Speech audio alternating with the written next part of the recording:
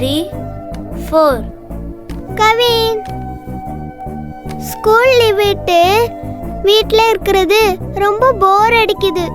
அதான் நீ வந்துட்டல. இனிமே நம்ம 2 பேரும் ஜாலியா விளையாடலாமா? விளையாடலாம், ஆனா வேணாம். அது ஏன்? உனக்கு போர் அடிக்குதுன்னு என்ன விளையாட கூப்பிடுற, ஆனா நான் உன் கூட விளையாடினா எனக்கு போர் அடிக்கும். அதனால தான் வேணான்னு சொல்றேன். ஏன் கவின் அப்படி சொல்ற? கவின், நிலா ஆசையா தானே உன் கூட விளையாடணும்னு சொல்லி கேக்குறா. ஏன் அப்படி சொல்ற? நீங்க 2 பேரும் விளையாடுங்க. நீங்க 2 பேரும் ஒன்னா விளையாடி சந்தோஷமா இருப்பீங்கன்னு தானே உன்னை கூட்டிட்டு வந்த.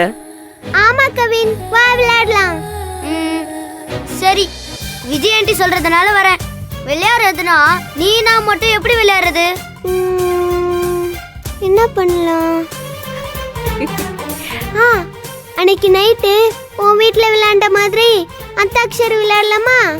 எப்ப பாரு அத்தாசரி சாபுத்ரின்னு ஒரே லேடிஸ் கேமா சொல்லிட்டு இருக்க.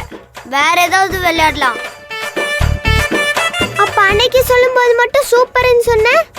அது அன்னைக்கு, நான் சொல்றது இன்னைக்கு.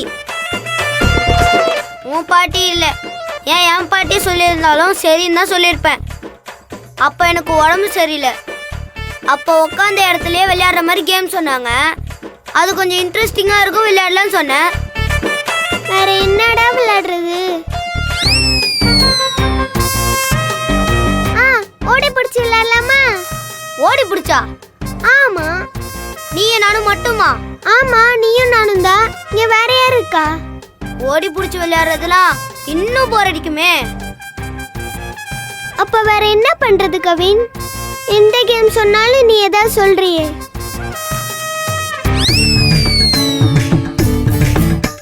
அம்மா தான் இருக்காங்களே, 3 பேர் விளையாடலாமா? ஆன்ட்டி வராங்கன்னா ஓகே. 3 பேர் இருந்தா ரொம்ப இன்ட்ரெஸ்டிங்கா இருக்கும். ஆன்ட்டி நீங்க வரீங்களா?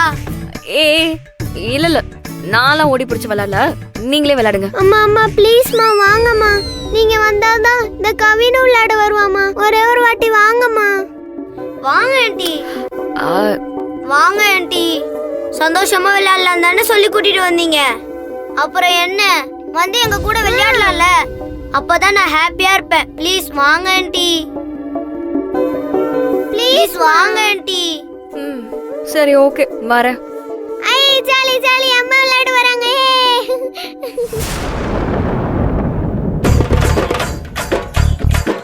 இப்ப நான் என்ன பண்றது ஒண்ணுமே புரியலையே.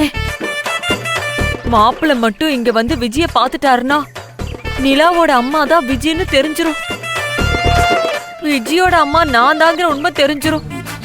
அவ்வளவுதான், மொத்த கதை கந்தல் ஆயிடும். இப்ப என்ன பண்றது? ஐயோ, அப்படி மட்டும் நடந்துடவே கூடாது.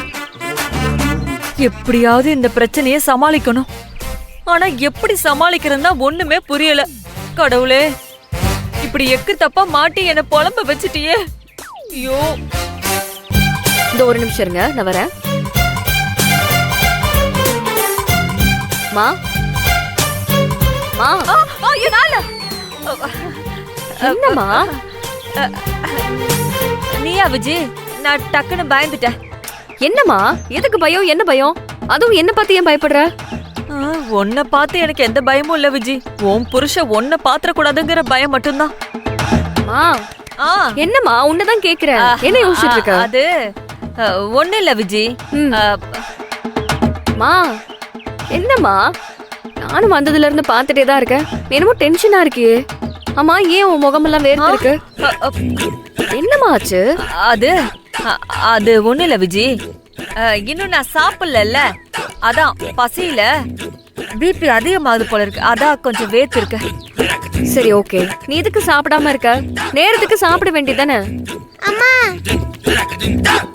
கவினோட அப்பா பிரியாணி வாங்கி தரேன்னு சொன்னாங்கல்ல, அதான் பிரியாணி சாப்பிடுறதுக்காக பாட்டி இன்னும் சாப்பிடாமலே இருக்காங்க. பாட்டி, கவினோட அப்பா சீக்கிரம் வந்துருவாங்க, நீங்க உள்ள வாங்க. ஐயோ, என் நிலைமை புரியாம பேசிட்டு இருக்காளே. அவர் வந்துட்டாருன்னா என் பதட்டம் வேற அதிகமாயிடுமே. மா, அவர் ஏதாவது வேலையா கூட இருப்பாரு, லேட்டா கூட வரலாம்ல.